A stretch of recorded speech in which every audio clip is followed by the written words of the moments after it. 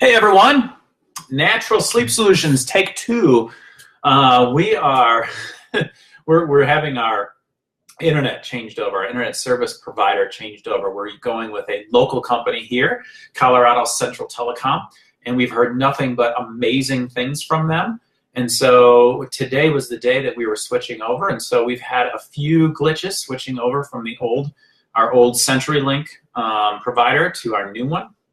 Not our new provider's issues at all, but it has caused a couple of hiccups, so we're going to start over again. I got about 10 minutes into it, and we lost connection, and that was just because we were doing some speed testing. But we are all set, and so I'm going to start over, and I wanted to just kind of go over one of the questions that we always ask at the beginning of any class that we do, whether it is just a basic essential oils 101 class, or it is a natural sleep solutions, or I do a class called the sugar effect and what sugar does physiologically to our body. So I do a lot of different classes, but one of the things that I always ask at the beginning of the class is, and Karen asks the same questions, is why do you think people are turning to natural solutions for things? And over the last year or so, I think I've had varying answers to this, but definitely think one of the main reasons that we turn to natural solutions is, and I'll say I did it reluctantly and over a period of time. And so it wasn't like one day we went from utilizing all sorts of pharmaceuticals also to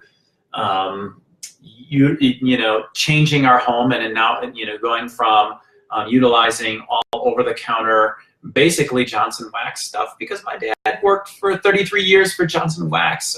God bless him and that company, because it allowed him to retire, but we don't use any of those products anymore. So it wasn't like we went from having no natural products in our home to having all natural products in our home, and it really was reluctant and a slow process for us. But now we really try very hard to use all natural products in our home. We make most of our stuff. One, we've found it cheaper. And so why do you think people are turning to natural solutions? Sometimes it's cheaper. So for us to have one bottle of, let's say, all-purpose cleaner that has melaleuca oil in it, or tea tree oil, lemon, and On Guard in it with some water, it's much cheaper than a over-the-counter. And so just turning to those things is cheaper. Natural from a healthcare perspective, going more natural and using natural means of healthcare and really taking control of your own healthcare is cheaper. A couple drops of frankincense and a couple drops of On Guard are a lot cheaper than a doctor bill, I guarantee it. Even frankincense, which at wholesale is $69, is cheaper than a trip to the doctor. I promise you that. And so we've found that just utilizing that and taking control of our own health care and utilizing what God has given us in some of these essential oils has created a more healthy environment for us and a cheaper environment. So we're not using the healthcare system nearly as much. We still use it from time to time. We still go for our checkups. We still do all of those types of things. We are not against Western medicine, but we love to take an integrated approach to medicine and really being able to take control of our own health care. And so I think that's part of it. And then the cost of, and I think just the side effects of pharmaceutical medications. So we're talking about sleep solutions here, natural sleep solutions. Well, there are a lot of over-the-counter medications that people take for not being able to sleep. I think of like NyQuil, Ambien, all sorts of different. Karen was on Tropaxoline or something like that, some sort of antidepressant 2 years ago for not being able to sleep. So, but the side effects of those things, I know when I would take NyQuil and I couldn't sleep, and that's a rare occasion for me, but when I couldn't, sometimes I would take NyQuil. The next day, I felt absolutely horrible. I felt like I was run over by a train the night before. And so there are side effects to those things. And so that's why I think people are turning to more natural means of healthcare and natural solutions for things. So let's get down to brass tacks here. 33% of Americans are not getting enough sleep. That is just a statistic from the National Sleep Institute. Lack of sleep, what does it do? Well, it impacts just about everything. So it impacts our immune system, our cardiovascular system.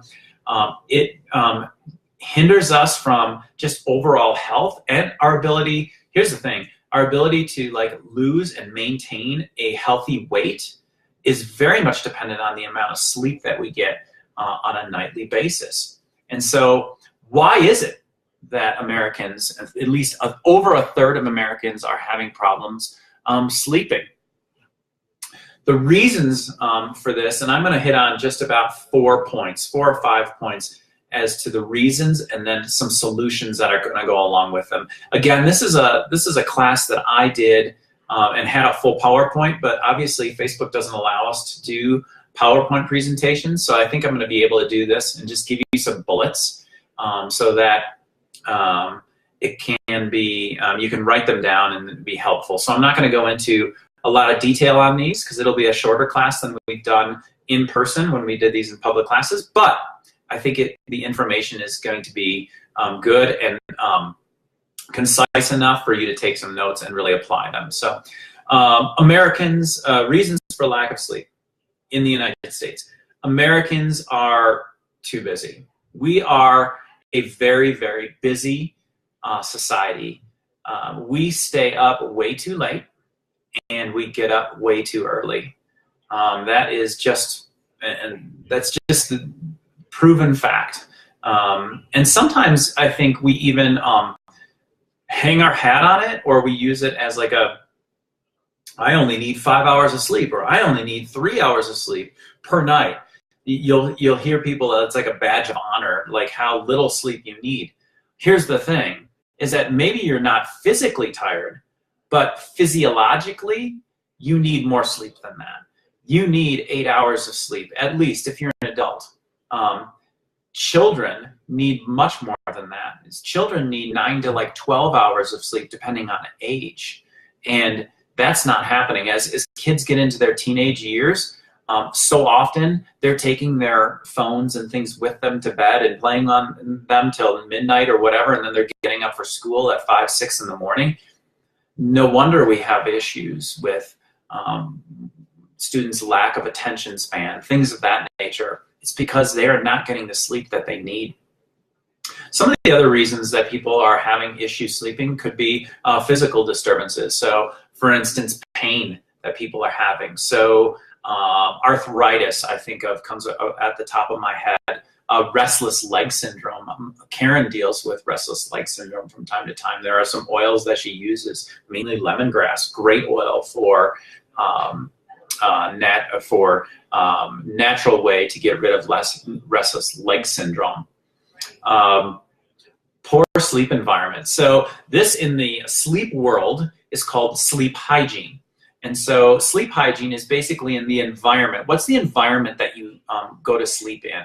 What does your room look like before you go to bed? What are the things that you do before you go to bed? And so those are the types of things that create a sleep hygiene or sleep environment. So we have a poor one. Many people do. So many people, like I said, will bring their phone and set it right next to them.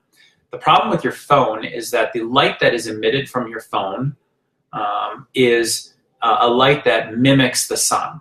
And so when your phone gets that close to your face, you can actually see the light reflecting, on your face. Melatonin doesn't get released. And when melatonin doesn't get released, your brain says, I'm not ready to go to bed yet. I'm not ready to go to bed yet. I'm not ready to go to bed yet. And guess what? You won't fall asleep.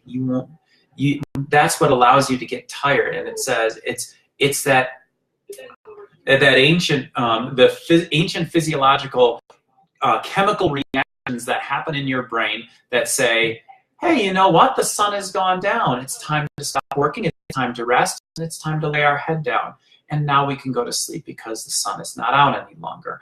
Once the sun goes by, rises in the east again, guess what? It's time to wake up. And so our body is very, very much programmed that way, and has been for thousands upon thousands upon thousands of years, depending on how you believe, maybe millions of years. But anyway, that is how our body physiologically has always worked. Think about that. 20, 30, 40 years ago, nobody was looking at their cell phone right before they went to bed at night. No one had a cell phone. There was no, and so now we've created this problem for ourselves. So here's the thing. Put the cell phone down. 6 o'clock at night. Put it down. Don't look at it again. And you will find that being able to fall asleep and stay asleep longer will become easier for you. Also, making sure that you have, a lot of times, your room is dark. Sometimes working different shifts can be really disturbing to your sleep patterns. TV, smartphones, etc. Those are all things and reasons that Americans have a lack of sleep. And there's also psychiatric reasons. So anxiety, stress, depression, all of those things. Here's the deal though with those type of things. It's cyclical. So psychiatric issues that you might have, anxiety, stress, depression, are always very much 67% of the time linked to lack of sleep. So do you get that? So because people have a lack of sleep, then they have anxiety and stress issues, all right?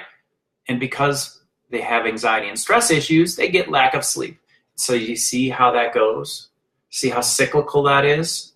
And so you gotta break that cycle. That's the whole thing. How do we break that cycle? Without drugs. How do we do it naturally? So that's what we're going to talk about. How do we address the busy Americans thing? And so that was our first point. The first bullet point was we are just busy as Americans. And so the idea is to slow our lives down, because we're always, just as a society, we are always in the fast lane. And there's some people, everyone takes pride in being in the fast lane. And so we're never really trying to slow down at all. So here's some steps, just some easy things that we can do to slow down our lifestyle. This is one that I read in actually the National Sleep Institute's ideas of how to slow your life down. Because when you slow your life down and you're not putting appointment after appointment after appointment after appointment, your brain lets down a little bit and your brain de-stresses, and you don't have the anxiety that you had before. And so therefore it's a little easier at night to let down. And so what we need to do here is do less. Put some space in between your appointments and tasks. Maybe it's 10 minutes on the front end and 10 minutes on the back end. So we're not going, for instance, I get in at 8 o'clock in the morning. I have a meeting at 8:15, 8:15 to 8:45. I have a meeting, and then you're just constantly putting tasks in. Make sure in your calendars that you write in, or your task book, or whatever you're using, your schedule, make sure you're putting in 10-minute blocks of windows in between those tasks. What do you do in between those tasks? Here's an idea. Get up from your desk or wherever you are and walk around. Or go into a room, meditate, pray, do those types of things. Praying is a great thing to do because it allows you to understand, you know what? I'm not in control of this life anyway. And so that allows you to de-stress in and of itself. So prayer on the front end and on the back end of all of your tasks or appointments for the day is a great way to de-stress and to do less and to have a more leisurely type of day. And also, it's proven that when we pack too much into our day and we're going like crazy back to back to back to back, different appointments, we are no more productive. In fact, we are less productive because our brain doesn't think that way. We often think that we have the ability to multitask. Everybody, there's this thing where people will have this pride in saying, you know what, I have the ability to multitask. Well, I can just multitask. Nobody, our brains don't work that way. It doesn't matter if you're a man or a woman or whatever it is, our brains think in a linear fashion, straight ahead. Now, do you have the ability to move from think about one thing and then quickly move to the next and then quickly move to the next? Yes, but you're still thinking linear, okay? And so we don't have the ability to think and do many things at once. Most of us, in fact, don't do that very well at all. Most of us work better in an environment where you're doing a task, you complete the task, and then you move on to the next task with break in between. So that's what I'm getting at. Be present with people. This is one that I think is really important. And I think one of that I put as a bullet point. I really struggle with when I'm talking with somebody and I know that their mind is somewhere else because their eyes aren't looking at you. They're kind of looking off to the side, Like if I'm actually looking at, quite often I'll look down here, and that's because I'm looking at some notes. But if I was looking straight at somebody and I would look off to the side and I was talking and then, oh, yeah. People know that you're not paying attention and you're thinking of something else. So be present with people, listen to people, and respond. Have real conversations with people. That's a good way of slowing your life down because you're not thinking of, you can't process what someone's saying to you. Again, we think in a linear fashion. You can't process what people are saying to you if you're thinking of something else. And so be present with people. Disconnect. Leave the iPhone home once in a while. And this goes, here's a funny one. Going back to my point just before about being present with people. Today, in today's society, it seems like it's almost okay to have your phone out. You'll be talking to someone, having a conversation, and someone will bring their phone out and they'll start working on something and looking down. Or they get a ding and someone has texted them and they're talking, yeah. And they're not listening. So put the iPhone down. If you hear it ding, don't go to your pocket. Just be present with people. Disconnect. Especially disconnect at a certain time at night, okay? And so a great way to slow your life down is to take that phone and put it away at 6 o'clock at night, 7 o'clock, whatever the time is that you need to put it away.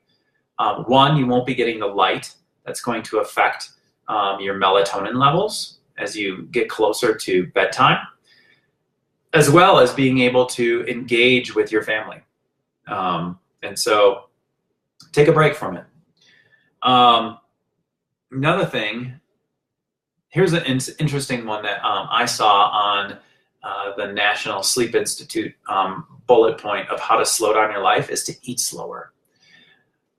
We as Americans, we quite often will drive through a drive-through. Our lives are so busy that we don't take the time to sit down with family any longer around a table. So a good way to slow down your life is to make it intentional to eat together as a family. Or if you don't have a family, let's say you're single, we do have some single folks in the oil-powered community and following us on Oil-Powered Pair. Sit down and eat your meal and eat it slower. We don't have to shove things in. In Europe, they're really good at this. They take a lot of time, sometimes more time than I think they need, but they take hours to eat dinner. But that's because they want to foster that communication with family. And so I think that's a good thing. Another thing, drive slower. We're not in a race.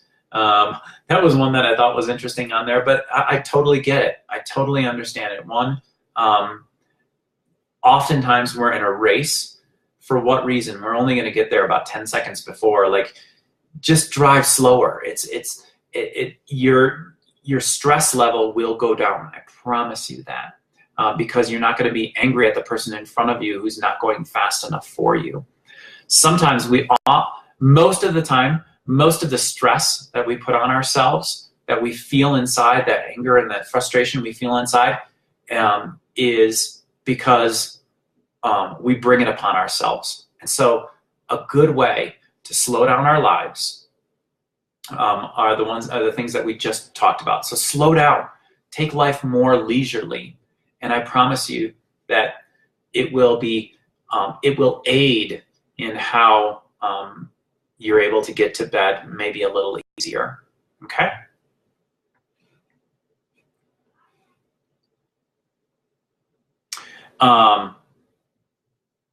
Make sure I'm on the right slide.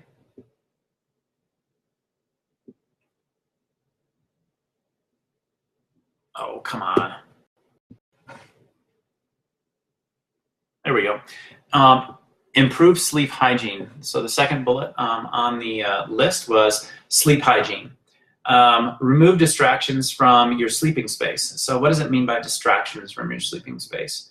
iPhones, any electronics that you might have.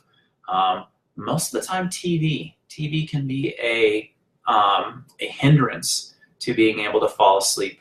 I know a lot of people say, "Oh, I have to have a TV to fall asleep."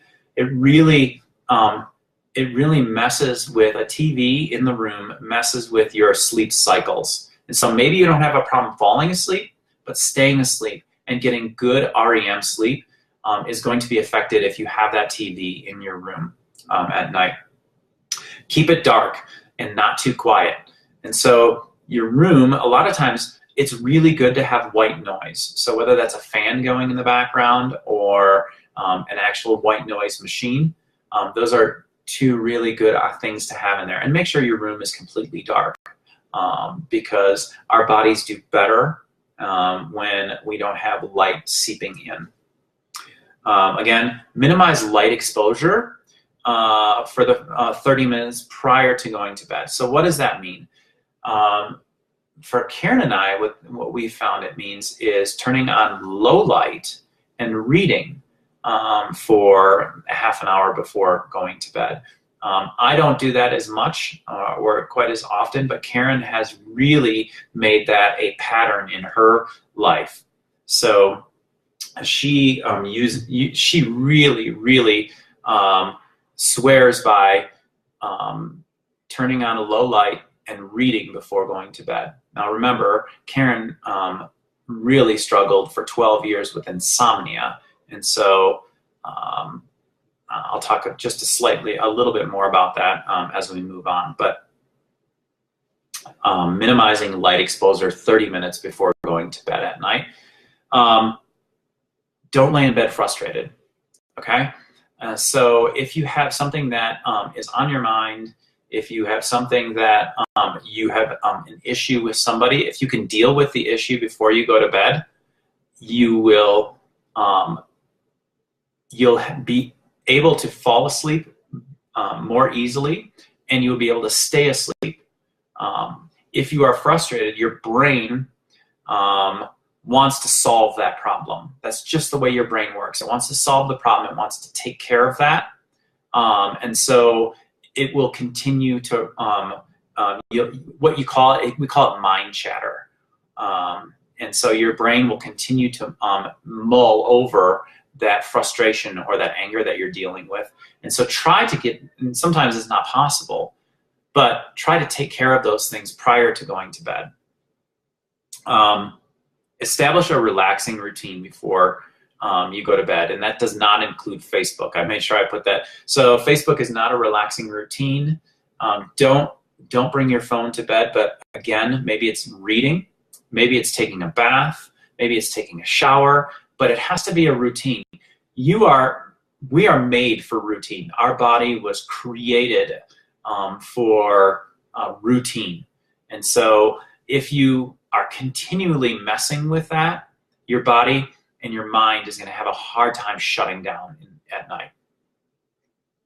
Avoid, this goes back to that frustration one, but avoid stressful situations before you go to bed. So here's one that is really what you want. You don't want to talk about your finances at 8 o'clock or 8:30 at night with your spouse. Probably not a good idea, because most of the time those are stressful conversations, and so probably not a good idea. But other things you might want to stay away from would be those types of things. Something that's going to frustrate you or stress you out. So don't drink caffeine in the afternoon. So caffeine obviously is a stimulant, and so we don't want to be taking stimulants before after probably 2 o'clock, 1 or 2 o'clock in the afternoon. Not a good idea. If your partner snores, I thought this was an interesting one. If your partner snores, sleep somewhere else. And that's serious. I'm serious about that, because it will affect the way that you are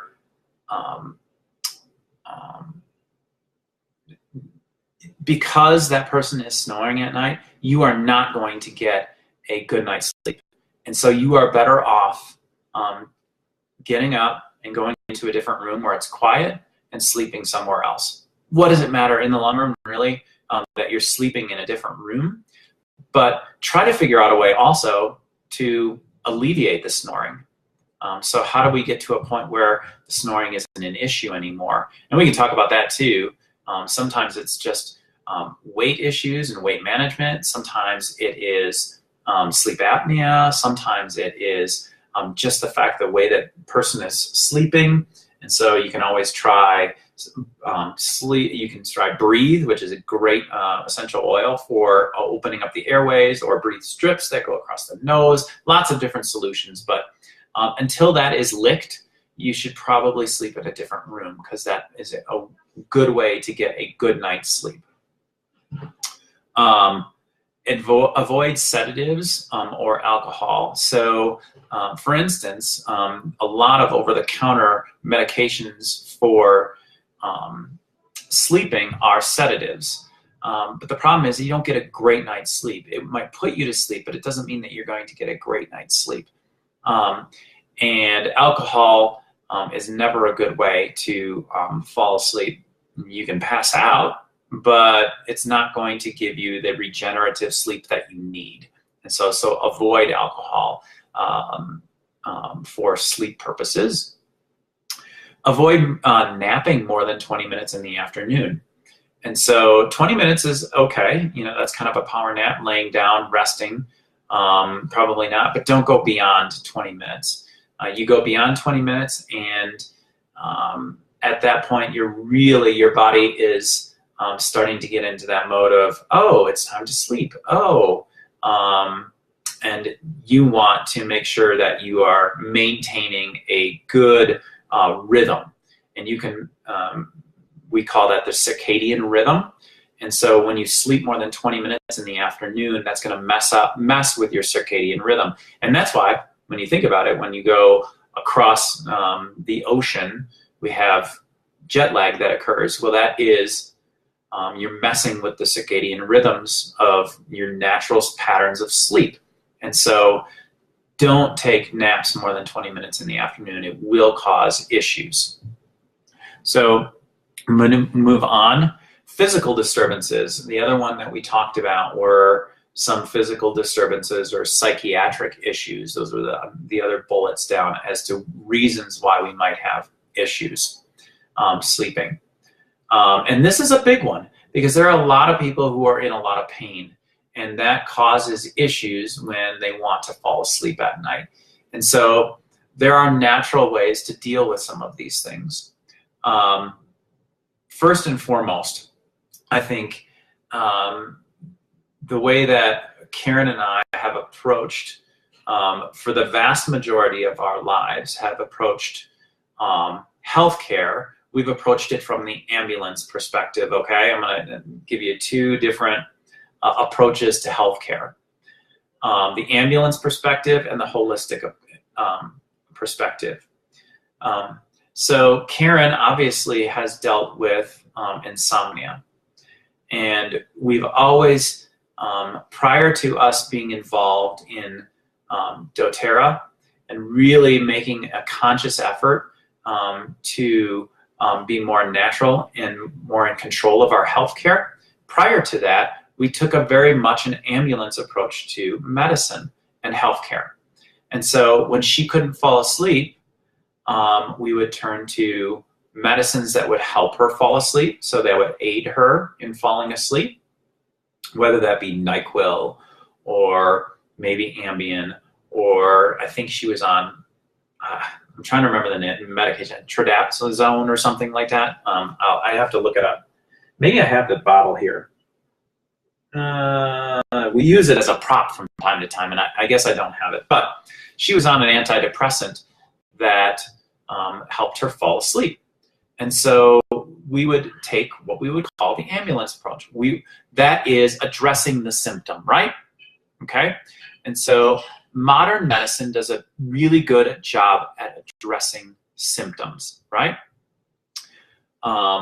We as Americans do a really good job of addressing symptoms when it comes to pain. So I have a headache, okay? If I have a headache, what do? And this is what I did, for the vast majority of my life. When I had a headache, I would take 3 ibuprofen. And that was my life all the way up until I was 40 years old, 39, 40 years old, until really we were introduced to doTERRA and maybe a different way of thinking about our healthcare, okay? And so instead of figuring out why I'm having headaches, I would just say, I have a headache, I'm going to take ibuprofen. So with Karen, I can't sleep, so I'm going to take this antidepressant medication, or I'm going to take NyQuil, or I'm going to take something else, and then I'll be able to fall asleep. But really not getting to the meat of the issue. What is it in my body that's not allowing me to fall asleep? Okay? Or what is it that is causing my knee pain? Or what is it that's causing my fill in the blank type of pain? So the idea is we need to figure out, when you're looking at some of these sleep disturbances, maybe it's arthritis, or maybe it's insomnia, okay? Or maybe it's another issue. Why? Let's start to dig down. And Karen and I can help you with this. Let's start to dig down as to, why am I having these issues? So for me, I would get stress headaches and tension headaches. And so I would just pop ibuprofen. But when I switched over to not utilizing ibuprofen anymore, in fact, I haven't had ibuprofen in over 2 years, I still get tension headaches from time to time. But one, if I lowered my stress level and lowered my tension level, guess what? My tension headaches went away. Now I get them from time to time, but what do I use? I use peppermint. And so we want to make sure also that essential oils that you use don't become that crutch either. You want to make sure that we figure out what is the root cause of my problem. So Karen, her root cause for insomnia, guess it? Drum roll, please. Malnutrition. Yeah. So she was not getting the vitamins and nutrients that she needed in her diet. We thought we were eating a fairly healthy diet, but she wasn't getting the vitamins and nutrients that she needed. And so she slowly weaned herself off of it only took about a week and a half, 2 weeks of the antidepressant medication. She started taking supplements, and so we started eating a little better. We took notice and said, we need to start eating a little bit better, and you need to supplement some of the vitamins and minerals that you weren't getting. And so she started on doTERRA's LLV, which is a whole food vitamin. Don't take a 1 a day. No, you're not going to get the nutrition that you need or the supplements that you need from a 1 a day. Any pharmacist will tell you that they are useless, and so don't do that. But So she used, she basically cured her insomnia through nutrition. She was malnourished. And as soon as she got on the supplements, as soon as we started to change the diet a little bit, we cut sugar out of the diet, more sugar than we normally, we cut it way down. Guess what? I stopped listening to Frasier at 2:30 in the morning. We didn't have to turn that show on any longer. And we haven't since that time. We just watched to make sure that Karen is getting the right nutrition and the right vitamins and minerals in her diet. And so that has really, it's been a game changer for us. So, and for myself and for other folks, you got to find out what is it from a physical disturbance side. If this is what's causing you to have a lack of sleep, you got to get to the root cause of what those issues are. So if it's the restless leg syndrome, why am I getting restless leg? Let's try some things. If it is anxiety or stress, let's try cutting some things out during the day. Let's try putting that 10 minutes before an appointment and 10 minutes after to have a little bit of prayer time, or have some meditation time, or just to walk around and reflect on things. Let's slow the lifestyle down a little bit. And maybe that'll take the stress level down, and maybe it'll take the tension level down. And maybe, like for me, it took my tension headaches away, lowered my stress level, and then I was able to function without the ibuprofen. And for some people, maybe it's that you'll be able to fall asleep a lot easier, or without the Ambien, or without the NyQuil, or whatever it is that you're utilizing. But let's get the root cause of what it is. Sometimes it's snoring, or maybe it's just uncomfortable. And a lot of times we have to look at ourselves, and I know I do, and I have to look at myself, and I have to be careful, because I will start to snore if I gain weight. If I gain like 30 pounds or 25 pounds, I start to snore. I don't sleep as well, and then it disturbs Karen. And so that's the root cause. And so how do I maintain a good weight? Well, here's what I do. You exercise, you eat right, you cut sugar out of your diet, and you lower the stress level. And that can solve so many issues. So it's really, let's take the holistic approach, or the integrated approach. And when I say holistic, I don't mean like weird, like all Eastern medication or Eastern medicine. No, I mean holistic, mean my whole body. Let's look at the whole body, our mind, our physical body, and our spirit. Let's all take all of those together, and let's look at what is it that is causing what are the root causes of either my pain or the reason I can't sleep. Let's not take the ambulance approach to our healthcare. Some of the things I think that can be helpful.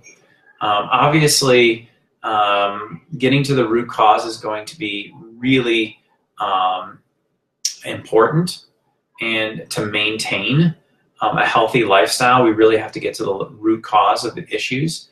But there are some natural ways in the interim, and sometimes not even the interim, but a lifestyle change that can aid in getting a good night's sleep. One of which is going to be, like for Karen, is being on some sort of whole food supplement. Many people are just malnourished. They're just not getting the vitamins and supplements. And because of that, they're not getting good sleep. And then if you're not getting good sleep, again, we talked about that cyclical approach, and the issue when we don't get sleep, we get anxiety, depression, all of these psychiatric issues can bubble up to the surface. And so we want to nip that in the bud right away. And so make sure that you're eating well, and that you're eating, that you're, one, cutting your sugar intake down drastically, okay? And then secondly, that you're getting the right fruits, vegetables, and vitamins and minerals. And if you need to, which many people do, we're almost all malnourished. Unless you're eating just farm to table everything, our foods in the grocery store that we're getting don't have the vitamins and nutrients that we need. So you're going to need some sort of whole food supplement. And so you need to go and get a good one. You're going to have to take enough of them. And if you're not taking enough of them, it's not going to be effective. And so just research that. doTERRA has great supplements. They cured my wife's insomnia for the most part. And so you might need to look into the lifelong vitality. Secondly, make sure that you're diffusing at night. Remember, get your diffuser. Maybe it's lavender. Maybe it's the Serenity blend. Maybe for us, it's cedarwood. It's just getting our mind in the right spot. It's about having that good sleep environment. And so make sure you're diffusing. Karen and I can give you some great recipes for sleep. For instance, lavender doesn't work for Karen and I very well. We don't like lavender that much. I mean, from time to time, I like having it diffused in the house, but we really like cedarwood. Cedarwood us out. And maybe it's vetiver, or maybe it's a Serenity blend. I don't know, but we certainly can help you with those types of things. They also make, doTERRA makes a Serenity soft gel, and that's kind of lavender, a few other essential oils, vetiver, a few other essential oils that come in a capsule. You can take those as a natural means of like a sleep aid, natural sleep aid. Obviously, it's not addictive. It's not something that you want to be taking all the time, but certainly you can be taking it when you're going through a stressful time, or maybe it's something that's a transition. You're moving from, maybe you are moving from like Ambien or another prescription medication. Try Serenity. Try something natural. Okay. So there are lots of different ways to aid your body into natural ways to aid your body to go to sleep. I hope some of these helped. I hope some of the ideas you'll take and you'll implement them, or at least try implementing a few of them. One or two of them can be a life changer. It can mean getting off the Ambien or whatever sleep aid medication that you're on, and moving into a more natural approach and taking control. And so look at those things. Take the holistic approach to your healthcare. Take control of it. And remember, if you need any help, Karen and I are here. We are a text away. We are a Facebook message away. We can look things up for you. That's why we're here. We appreciate all of you as customers. We appreciate you all as friends, and we appreciate you following us. So thank you for giving me the time tonight. Sorry it took a couple times with the internet issues that we have, but thanks for sticking with us. We love you guys, and we'll see you next time.